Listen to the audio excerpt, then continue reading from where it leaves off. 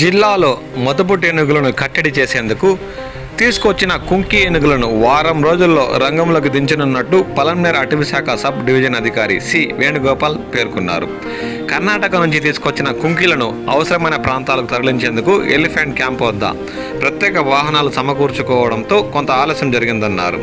వాహనాలు తెప్పించామని, మొదటగా కల్లూరు, పులిచెర్ల, సోమల ప్రాంతాల్లో ఉన్న పంటలు నాశనం చేస్తున్న ఏనుగులను కుంకీల ద్వారా కట్టడి చేసే పనులు వారం రోజుల్లో ప్రారంభమవుతాయన్నారు. రైతులు పండించిన పంటలను నాశనం చేయడంతో పాటు జనాన్ని సైతం చంపేస్తున్న గజరాజుల ఆట కట్టించేందుకు కర్ణాటక నుంచి మే నెలలో తీసుకొచ్చిన 4 కుంకి ఏనుగులను పలమనేరు సమీపంలోని ముసలి మడుగు వద్ద సిద్ధం చేసిన ఎలిఫెంట్ క్యాంపులో ఉంచిన విషయం తెలిసిందే.